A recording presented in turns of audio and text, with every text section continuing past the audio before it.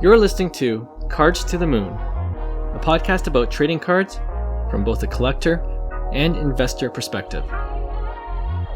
We hope you'll stick around for the ride as we take a deep dive into the state of the hobby, share some hot takes, hopefully some useful advice, and fun stories along the way. Hey guys, welcome back to Cards to the Moon. My name is Clark from 5cardsguys.com and at 5cardguys on Instagram, Facebook, and on YouTube. I'm going to keep this intro short and sweet, but as you can tell by the title of this podcast episode, I'll be playing the full interview I had with Gary Vaynerchuk, who's a successful entrepreneur and a motivational speaker, amongst many other things. Now, we talked about Topps Chrome Veefriends, which he's out promoting, but we do also spend a good chunk of time discussing sports cards, how he got into it, what he collects, the sports card industry in general, and we even had time at the end for some rapid fire questions, which I think will be entertaining for you guys to listen to. But what I didn't really touch on or want to really spend too much time in the actual interview with Gary about is how I first really got to know him through his content and how it changed the way I looked at what I wanted to do professionally. So I thought I could do that right now briefly, just to give you guys a little more context and why I was really looking forward to this interview. As I mentioned in past episodes, I was a former journalist for about 15 years for a local newspaper here in Toronto. Long story short, the newspaper industry was dying, and I had an opportunity to jump ship and pivot to digital and social media marketing, working for my friend's education consulting company. During that time, I guess the algorithm, started showing me a lot of Gary V videos, which I naturally gravitated towards because of his direct way of communicating and practical social media tips that work for me personally. It's also around that time I decided with some friends to create a sports card blog called 5 Card Guys. And then it wasn't long after that I created all the social media accounts for it.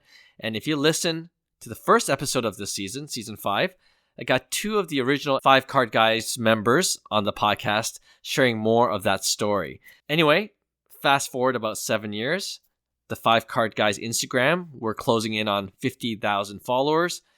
I reconnected with Hyung and John, and we started this podcast, Cards to the Moon, which is now closing in on 300 episodes, which is awesome.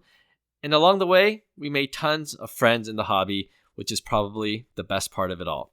But like I said, Gary V had a big part in helping me grow 5 Card Guys as a brand and also giving me the motivation I needed at the time to even consider doing this, making hobby content, something I love doing on a full-time basis. So hope you enjoy listening to this interview as much as I had doing the interview with Gary. And just a quick heads up, there's a little swearing in this episode, okay? I figure I just had to let Gary be Gary. So our 35-minute conversation is pretty much unfiltered. All right, enjoy.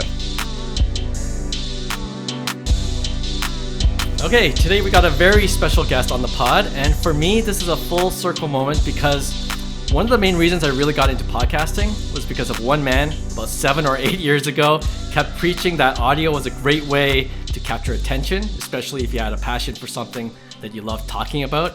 And that's one of the main reasons why Cards to the Moon exists. And fast forward to now, I've got the man himself, Mr. Gary Vaynerchuk, CEO of VaynerMedia, successful entrepreneur, New York Times bestselling author, and the creator of Veefriends, which we'll definitely talk about today, with the launch coming up May 7th. So Gary, a pleasure and honor to have you on the pod today. Thank you so much, my man. Really. I'm really excited about this. One thing I forgot to mention already is that you're also a lifelong collector. So I've already heard your story before about how you made money selling baseball cards as a kid. I think one of the few people I know who made money during the junk wax era. Well, hold on, brother. For the OG, how old are you? I'm 47. Well, I think you know that. Were you collecting in the junk wax era? I was, certainly. You know this. Plenty of people made money in the era. It was sure, right. It's if you held 1,000 Mike Greenwell 87 Topps rookie cards like I did, none of that appreciated. So, I made more money on Ben McDonald and Wally Joyner and Corey Snyder and Al Leiter and, David Robinson hoops and just ungodly amounts of Brian Taylor and Pat Listash and Kenny Lofton, made a lot of money during the Bo Jackson scorecard, Bowman, Ken Griffey oversized cards. It's just that the millions of cards I kept from that didn't appreciate the way we had hoped. So we learned our lessons. Sure. Yeah. I had Todd Van Poppel, Scott Erickson. Yeah. Those didn't go up at all. Kids, if you're listening, Todd Van Poppel was like Skeens times 4. He was as hot as it gets.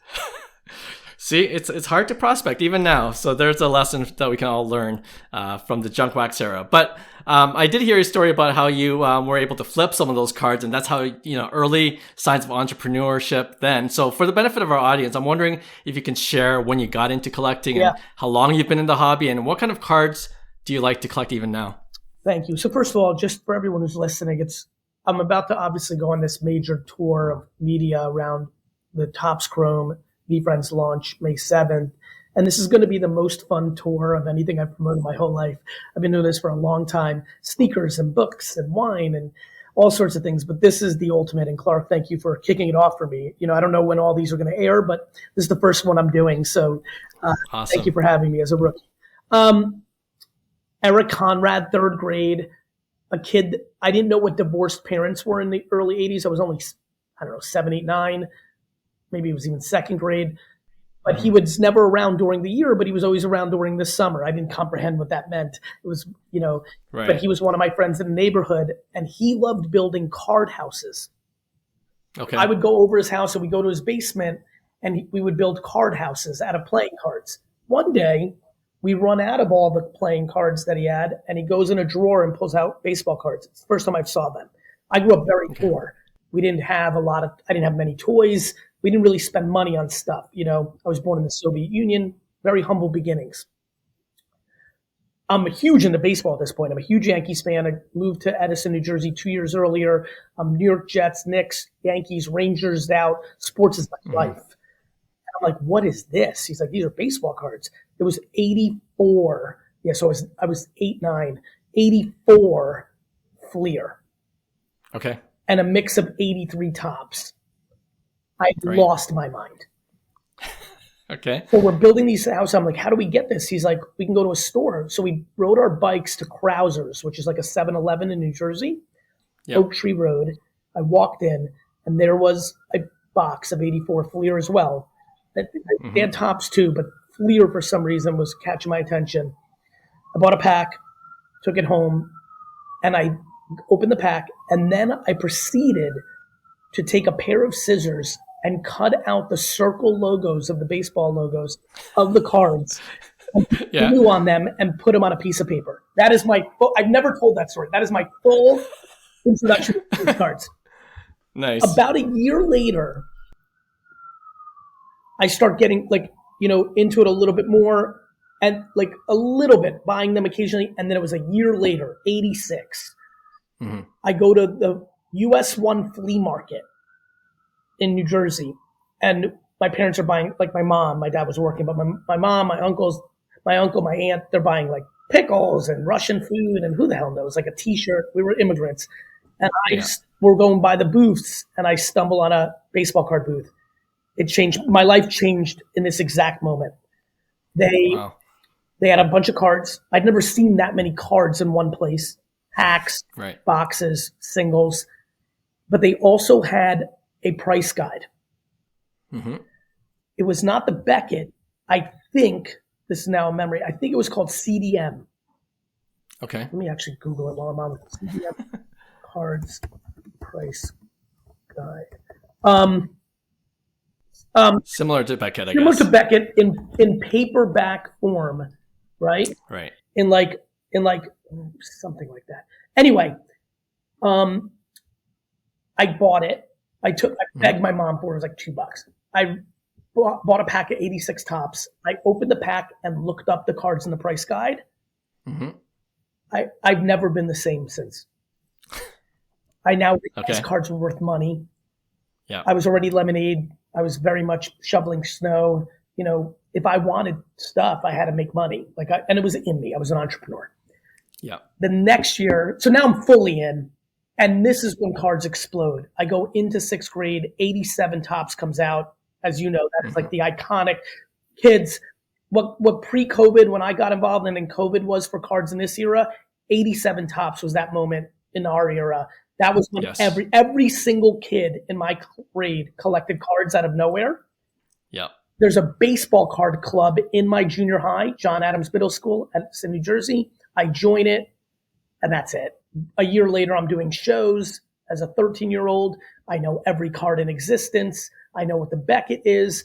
I read it cover to cover. I have a very good natural memory. I can memorize prices. There's no phones back then, so I can make trades with friends where I know I'm getting a better trade. I know the values. I'm off to the races. And from 1987 to 1993, I am predominantly doing baseball card shows as my hobby and my career because I'm an F student. I basically quit all sports, and I am a full-fledged maniac.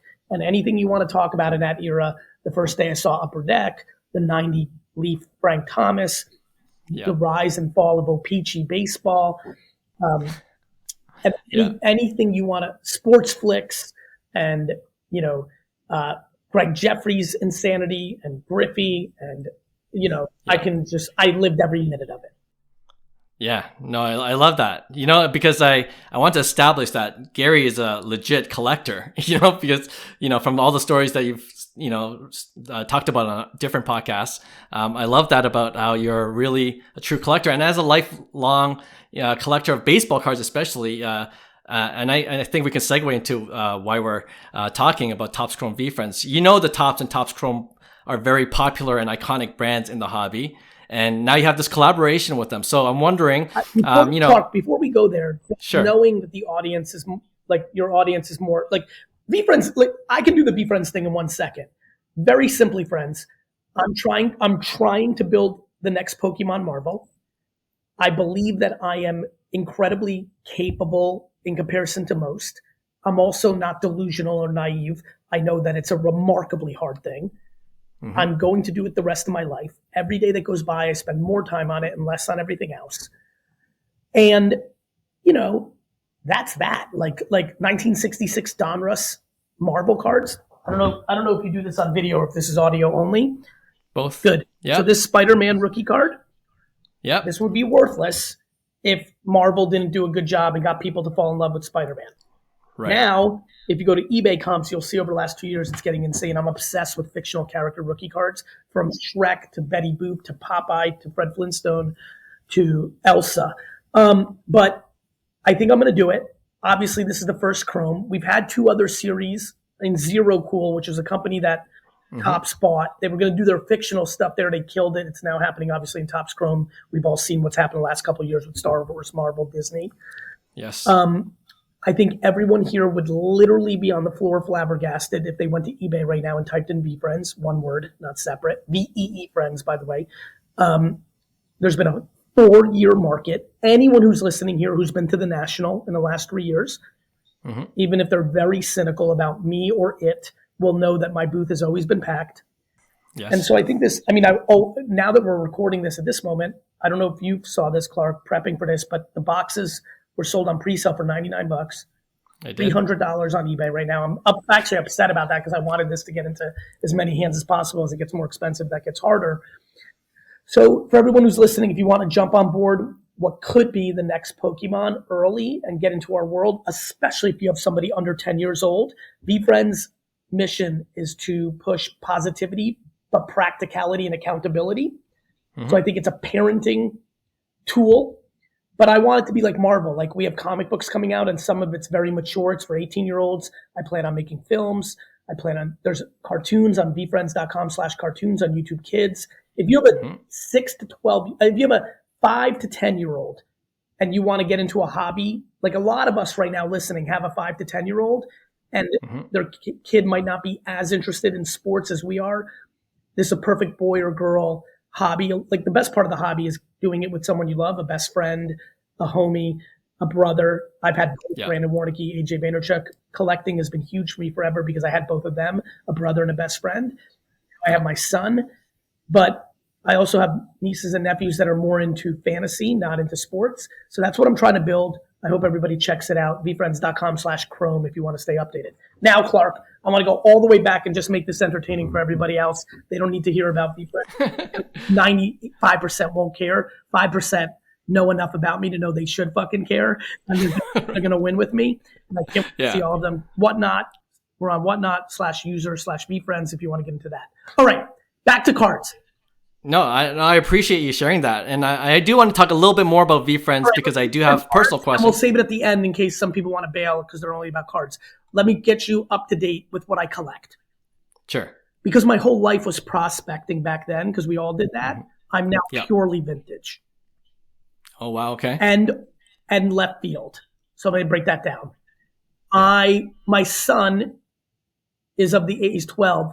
He's prospecting and waxing. And so I get my fix of the gambling through him. Yes. So that's enjoyable, but it's not what I do. What I do is probably the most modern stuff I'm doing. I'm collecting Wemby.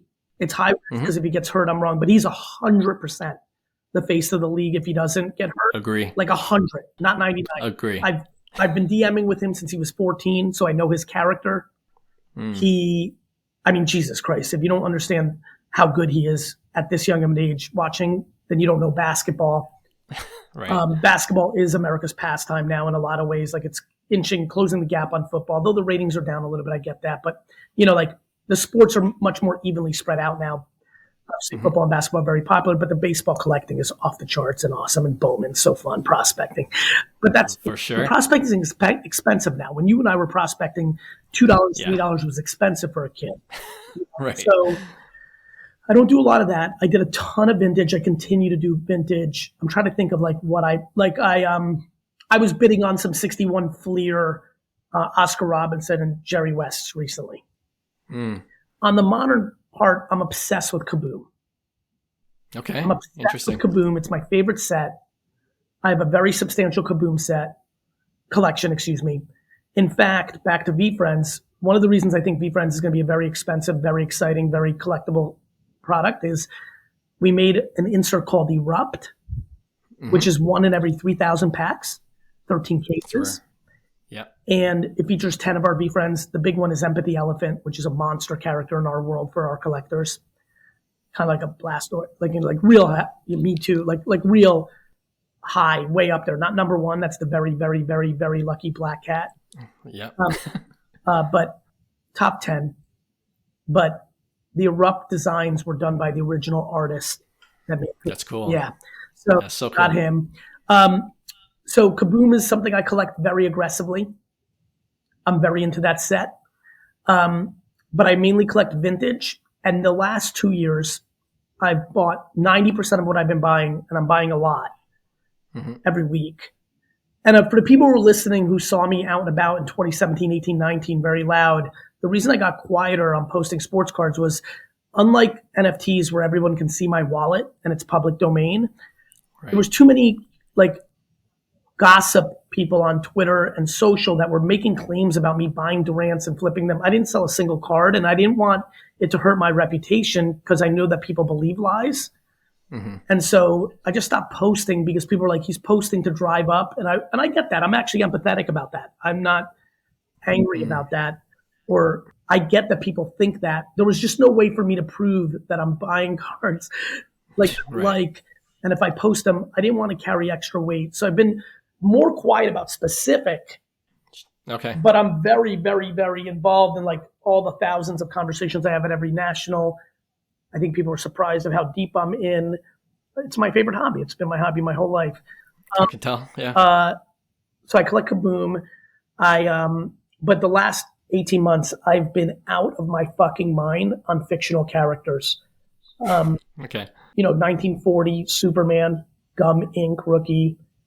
Yep. The 66 Donruss Marvel set is just insane for me. It's got Spider-Man and Thor and Hulk and Iron Man and those rookies, Daredevil. I've been buying a lot of weird stuff like Scooby-Doo's rookie card, Fred Flintstone, Shrek, the Smurfs, like really into fictional rookie cards. I actually think it's the next big boom for our industry. I think a lot of the Comic-Con crowd will go into cards as a gateway through fictional rookie cards, which I sense is going to be a thing. Yeah. And obviously, because I'm building out a fictional universe, it feels very natural. It's been fun. I also buy off the beaten path baseball rookie cards. Okay. Such as? Burke Ross, Mickey Mantle. Are you familiar with the Burke Ross set? I've seen one, yeah. Yeah, so Burke Ross was the wildest story. An entrepreneur who owned a cookie company or a waffle company or some sort of confection made illegal trading cards without the rights from the teams or the players and put them in his packs and slinged them around Brooklyn and New York. Right. Until he got like heavily sued. But he made 2 years of it. So that's like a weird one, that I really like. I'm very into like the Jack in the Box Elvin Hayes rookie card for basketball. Okay. Hank Aaron has a rookie card from a company called Johnston Cookies from 54 that I like to collect. I like supply and demand, Clark. Okay. And I like stories. So I think these rookie cards that are not made by the official companies in that era, there's not a lot of them. It's really cool. And I have a TV production company called Vaynerwatt. So if anybody has a kid who wants to be in Hollywood and wants an internship, it's Vayner, WATT.com if you want to send a request there. I was trying to bring a little value. I think I'll make a documentary one day in my life before I die about off the beaten path rookie cards. So that'd be cool. Yeah. And so it's very eclectic at this point because I have such a foundational collection. I'm sure everybody can resonate with this that's listening. Once you kind of scratch your itch and have your base of like everything you ever wanted to have, you start to get weird. Right. Because I don't want to stop collecting and chasing and flipping and like all that, even though I've kind of stopped flipping because of where I'm at, like as a public figure and what went down. But yeah. No, I love how you just kind of take over because you've already answered like a list of 3 or 4 questions I already had, right? And even when you're talking about like we're on a kind of a boom cycle right now, I'm wondering, and we've seen some bust cycles as well. How big a factor or how much of an impact do you think trading cards will be for even your goal of growing and expanding the Veefriends IP? Like, do you see the future on a macro level, trading cards being a big thing still 10, 20 years from now? I really love this question. I think everyone's going to head nod on the other side of this. This boom cycle we're in right this second feels like the most sustainable boom cycle I've seen since 1986. Wow. Here's why. I think this boom cycle is more similar to 87 to 90, where it's just like actually happening, meaning you had the McGuire Sosa moment with eBay just coming out. You had the LeBron 03. That was the first from 93 to 03, I was out. Yep. I got in for a few seconds looking for my Sammy Sosa common cards during that boom of that summer and eBay. Yep. And then I went heavy in 03 for LeBron. I was right, but I bailed a little too early before the premium products came out because I fell in love that summer and just like stopped collecting. Yes. Which sucks because I had an ungodly amount of Fleer base and I was going to get to the other stuff. I got Upper Deck, but I never got to the good stuff because I was out. Right. And then I didn't come back until 17. This is not a boom cycle. I think this is the new floor. I think cards are a culture forever. I think with streaming, with breaking, with podcasts like this, the media is what makes things interesting. Like this is like real. Like in a different way, like all the speculators who got hurt with how much they paid in 2021, in 23, they're gone. Yes. And now what we have left is all of us that actually are about that life. And that base is much bigger. The good thing is all the kids that are still in it, that maybe lost a little bit in 21, 20, they've learned that lesson recently. If you look back at what the content I was making in 18, 19, 20, 21, I was talking about speculating a little bit on like Acuna and LeBron, and maybe the biggest reaches I had were like De'Aaron Fox because I love this game, which ended up probably not being right.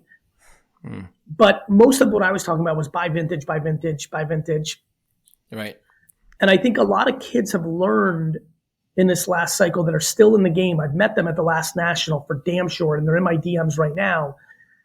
Everyone's being smarter in this boom. You agree with me, Clark? 100%. This doesn't feel like people are not gambling as much outside of wax. I think people are getting their itch. And look, flippers are going to speculate rookies every time. And guess what? That's their business. Yes. Their business is short term. But I think a lot more people collect and flip instead of just flip. I think a lot of kids that came in to just flip got seduced by collecting. I was always flip collect. Right. You know this, the big debate of flippers versus collectors. I think it always should be both. A lot of people became flippers because they needed money to collect.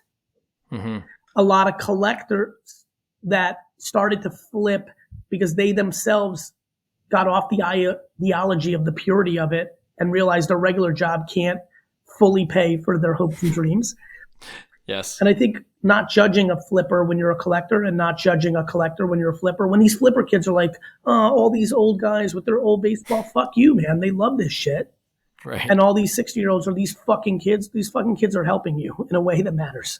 Yes, I agree. So, to me, I have love for every angle outside of people who are trying to do bad behaviors and trying to hurt people, like counterfeit, or stealing cases, or manipulating with bad intent. Sure. I think you're allowed to share your passions. A lot of people are about to become bigger personalities. They're going to go through what I went through, which is like at first you're just sharing your passions. And then all of a sudden you're an influencer and you have to be careful because now all of a sudden when you say something about something, people are going to think you're manipulating. It's really hard. It's a hard thing in this world. But if you have good intent and you have long-term vision, you should be in a good place. But I do not view this as a boom. I view this as the new floor. And I think I love that. Incredible. And you can smell it. It feels different than 19, 20, 21. It feels different than 03. Though that was a little bit more similar because that was pure LeBron. It feels different than Sosa McGuire. And it feels different than 86 to 93. It feels more like 85, 80. It feels more like 83, 84, 85, which led to 87 to 92. It's really nice. It's a new floor. I love hearing that. And I agree with you. I feel like it's definitely feels more sustainable and I'm bullish on it. And, I may be biased because I have this podcast and I'm doing it full time now, thanks in part to you, Gary. And I'll get to that in a second, why that is. But I know I only have 5 minutes with you. So I was wondering if I could just do a kind of rapid fire questions that I'm really interested in hearing your answers. First, what's on your personal Mount Rushmore of trading cards? You have to choose 4. Jackie Leaf rookie. Yes. 61 Chamberlain. Clear. 1990 Frank Thomas Leaf, because that is like my childhood obsession card. Right. And probably the 1966 Donruss Spider-Man marble in a high nice in a high grade. High grade, yes. Great Mount Rushmore. All right. What do you think is undervalued or underrated in the hobby right now? Fictional rookie cards. My friend, I'm telling you, I'm going to be right about this one.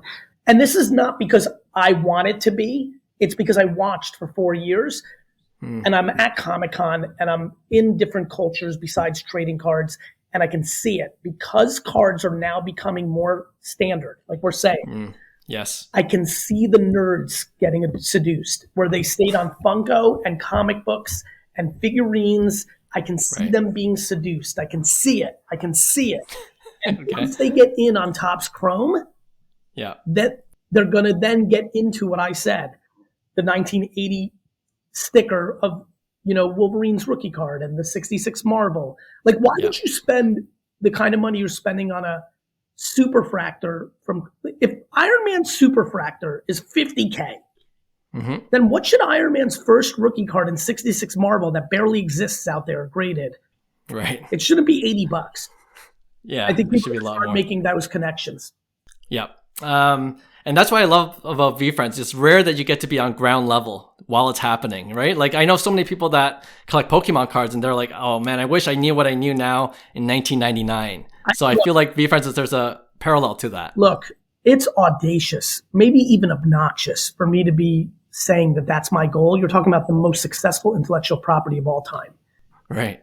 I do think, though, for the few that are listening that really do know me or follow me a long time, and definitely my friends and family, they know I'm not fucking around.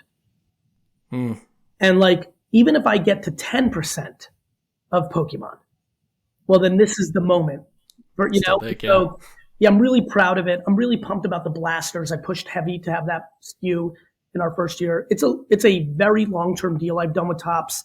This is not MetaZoo. I'm not fucking MetaZoo. I know some good, I don't know who it is, but it sounds like some good people just bought the MetaZoo thing. So I wish them, like, that's the other thing. I root for everything. I root for MetaZoo. I root for the other IP. I root for the kid that's listening right now that's getting motivated by what I'm saying, who's going to use AI to create a universe and then one day have their trading cards. So I think it's and, not or, but I'm telling you right now, I really think I'm going to pull this off. I love it. I love your confidence. And two more. Yeah. Regular weekly segment we have on our podcast. It's called Pick One, and I try to make it challenging for whoever's playing. Good. So on one side, you got the red refractor numbered to 5 of your favorite VeeFriends character. Okay, number to 5 red refractor. On the other side, knowing that your favorite color is green, your favorite number is 5, a green refractor of that VeeFriends character, but the serial number is 5 of 99. Which one would you choose? Fuck. I would choose. Well, I would probably choose the 5 of 99 because you're right. For anybody who's listening, if you want to know why I love the number 5, please go to my Instagram, Gary Vee, and there's a video pinned at the top that says why I really want to buy the New York Jets. If you love your mom, or if you are a mom, warning, you're going to cry. So that's why I love the number 5. So I'm going to go with the 5 of 99. Plus, it's going to be for me personally, it'll probably be a better ROI price because that of 5 is going to be expensive. Yes. So I'll go with the 5 out of 99 green. All right. And last color. Yes. And last one, whenever we have a guest, I like to make our last question a little Canadian centric since I am Canadian. So I always wanted to ask you, out of the thousands and thousands of cities in the world, you have one VeeFriends card and NFT that singles out just 2 cities. 1, St. Louis, and 2, of course, my hometown of Toronto, Canada. I was wondering if you could shed any light on why you chose Toronto to have the honor of being represented in the VeeFriends universe. And I want to show you this. Hope to get this signed by you one day. I can't wait to get signed up for a club. By the way, brother, I'm going to be in Toronto a lot, so email me after this. Toronto's one of the cities that I want to build VeeFriends up most significantly. So awesome. I plan on doing the shows up there in the coming months, years. I plan on doing pop-ups up there. So you and I need to connect. Yes, you and I need to connect. The answer is I can't tell you. There's some alpha on it, but I will say that it is because I care about Toronto. And I will also say for you and anybody in Toronto that it is true. When I started to become quote unquote Gary Vee, aka travel a lot, speak, books, all that, I'm a New Yorker through and through. I'm a Jersey boy through and through, but I've really lived in New York now for, what are we talking about? 22 years, and it's in me, right? Yeah. I cannot explain to you the way I felt the first time I was in Toronto. I think it was like 2010, 11. I was like, oh my God, this is the first city that kind of feels like I like it. I just was very snobby about how much I love New York. I'm a huge fan. And if I can't wait to sign up for you personally and spend some more time with you. Love it. This is really going to be one of my in the same way that you probably feel excited that you now do this full time and you pinch yourself. Look, VaynerMedia, VaynerX, my advertising holding company, you're talking about a 2,500 person company that I started from scratch that's doing $350 million in revenue. It's amazing. It's a big company. Yes. Very proud of it. And it's really weird because most people just think I'm a motivational speaker. They have no idea that I operate. Right. Yeah. Vayner Sports. Sauce Gardner, Aiden Hutchinson, Josh Emmett, Corey Sandhagen in UFC, Boba Fett. We rep Boba Fett. Yes, sir. Yes, sir. And Kirk. We rep 2. Alejandro. Yes. Vayner Sports is the contract agent for Boba Fett and A. Kirk. It's an incredible company that we have that we're building one of the biggest sports agencies in the world. Winetex.com. If you buy wine on the internet in the US, go check it out. Building that for my dad. It's exploding. I'm doing a lot. The Gary Vee brand, all the things I'm doing, nothing is close to VeeFriends for me. Wow. Okay. That's amazing. What I spend my life on. I'm going to pull it off. And I would love and be honored if a small percentage of the community listening became a collector. Here's why. Let me tell you, actually. Forget about the fact that I do believe if I do what I think I'm going to do, it's a nice little fun investment. It's actually super secondary to what you'll learn. You come to one of our whatnots anytime, you will be flabbergasted. And I think we all know this. In a world where, unfortunately, a substantial part of the internet is quite negative, this is one of the most positive places on earth. The community we built. Right. The Veefriends. Our slogan in Veefriends is from strangers to acquaintances, acquaintances to friends, friends to family. I think a lot of you listening, especially if you're listening to Clark's podcast, you found a nice community in trading cards, right? It's like one of your favorite places, if not probably like for me, your favorite place of friends. Yes. I think there's something really going on at Veefriends around this, and we have a huge contingency around the world. And I really think you'll find some of your best friends. And I think, actually this is now, let me go a little more narrow. I believe to be a great card flipper, businessman or woman, having more education of things helps. Right. Like, I think my knowledge of, like, in fact, I'm starting to try to like study upper deck hockey cards because I just want to understand everything. Because the more I understand, the more savvy I am. Sure. Right. I think Veefriends, learning about how we're doing it, watching how we're doing it. We're also innovating a lot. Here's one, Clark. Here's a little fun one. Okay. I think we're going to innovate the Chrome product more than anybody ever. For example, in our Chrome product, in Veefriends, there's a character in Veefriends called Entrepreneur Elf. Yep. We have an insert called Entrepreneur Elf's Favorite Entrepreneurs. Yes. And there's a Michael Rubin auto. Superfractor. There's me. There's Stephen Ross, the owner of the Dolphins and related real estate. There's Bobby Brown, the makeup artist. Ariana Huffington. There's Dana White from the UFC. There's Kevin Hart because he's really an entrepreneur. Yeah. It's a massive, that kind of auto in Chrome. Are you nuts? Love it. That. Next. Yep. Next, back to innovating. Here's the big one, I think. I created a one-of-one of every character for blasters. Oh, wow. Okay. In the blasters, there's a blast-off one-of-one. A one-of-one of every character called a blast-off.